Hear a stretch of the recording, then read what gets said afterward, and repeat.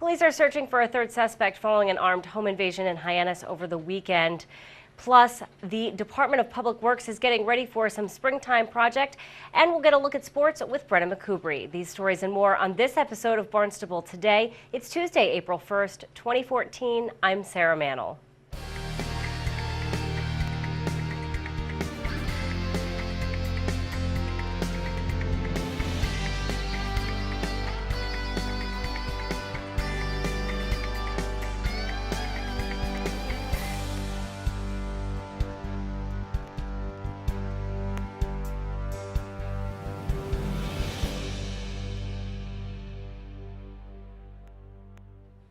Two men are in custody following an armed home invasion in Hyannis last week.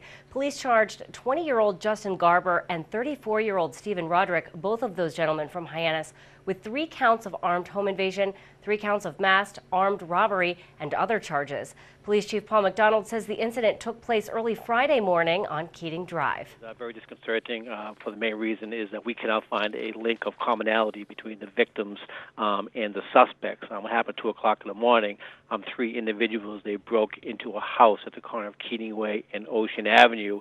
Once they broke in through the basement, went up into the living area of the house. There was a male and 2 females in there just enjoying each other's company. Then the 3 individuals, they had baseball bats and a club, and then they went about and beat all 3 individuals. And every time the individuals tried to look up at the suspects, they were again attacked again with the baseball bats and the club.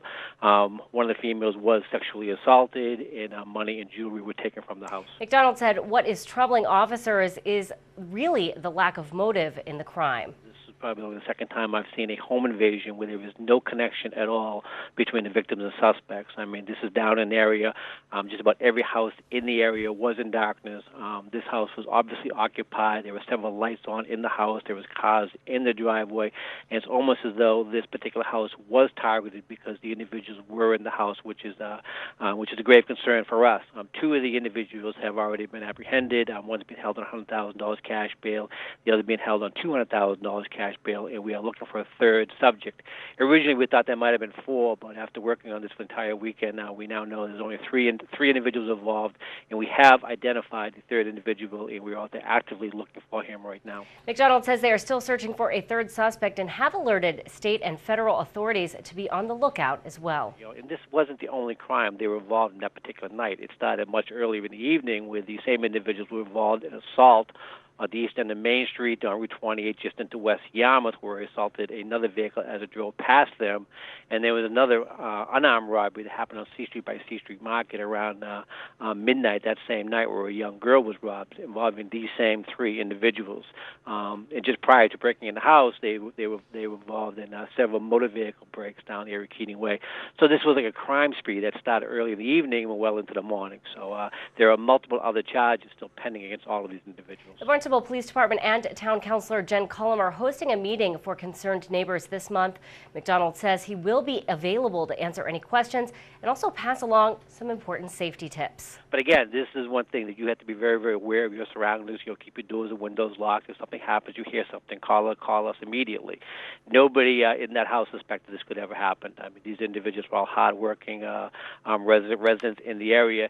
And what's more frightening is all 3 of the individuals we're looking at, they all live in and around the C Street area. This is a serious crime they actually committed in their own backyard. The C Street safety meeting will be held at the Barnstable Police Department April 16th at 6 p.m. Police arrested a 14-year-old boy outside the Cape Cod Mall Friday night. McDonald says the boy is accused of stabbing another teen after an altercation. One of the juveniles was stabbed. He's not from Barnstable.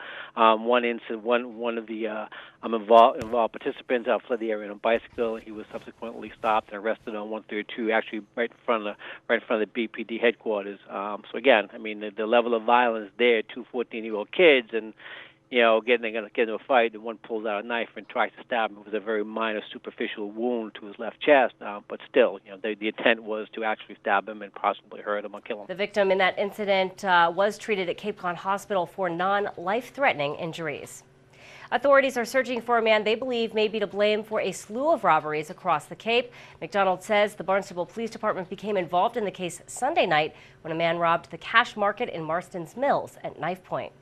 And then Sunday night, early evening, we had an armed robbery at the Cash Market down on Route 149, which I know our detectives are working with detectives from Mashpee and Hyannis, because it looks like there's possibly a serial robbery suspect out there who was responsible for robbing at least 4 other different establishments. McDonald says residents with any information about those robberies should call police.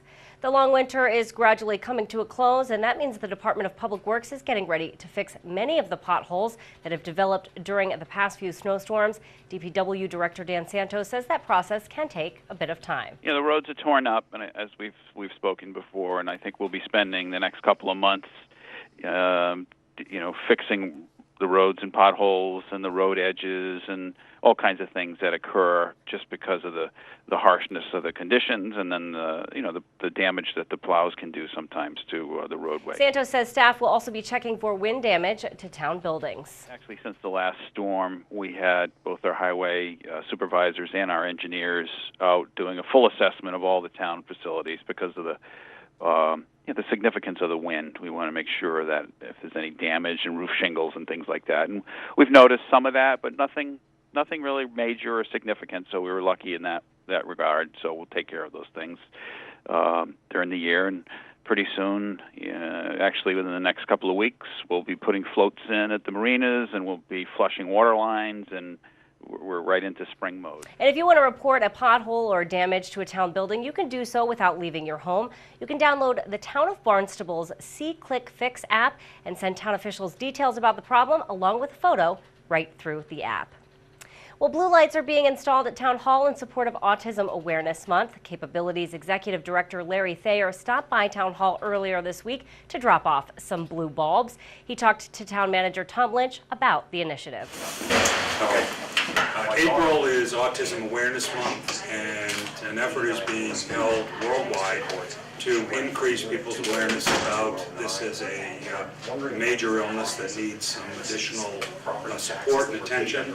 And Capabilities has decided this year to mobilize some of the local officials, and the town of Barnstable is one of those groups. We have 8 towns on the Cape that are going to be participating to date, and we're asking people to light up the various municipal buildings, as well as people that will be doing this at home during the month of April. Larry, we're really happy to get these. We want to help to, Capabilities has been a good partner with the town of Barnstable in a lot of different ways. So if we can help bring awareness to and hopefully bring greater attention to this issue. Blue lights will be in place in the Town Hall lobby as well as on the South Street exterior. Now let's get a look at sports with Brenna McCubry. Good afternoon, Barnstable. I'm Brenna McCubry, here to bring you the latest on National and Red Raiders sports. In national sports, the Boston Red Sox season opener was yesterday in Baltimore. The Sox lost to the Orioles 2-1. Game 2 of the series is tomorrow night at 7:05. The Boston Celtics also had a game yesterday. The C's lost to the Chicago Bulls 94-80. They will play tomorrow night at 7 p.m. as they will travel to Washington to face the Wizards. Looks like it's a full night full of Boston sports tomorrow, as the Bruins will be in Michigan to take on the Red Wings. Puck drops for the Bees at 8 p.m. Taking a look at Barnstable High School sports, we have several games in the lineup for tomorrow afternoon. The boys' JV and varsity baseball teams will be both hosting Whitman-Hanson at 4.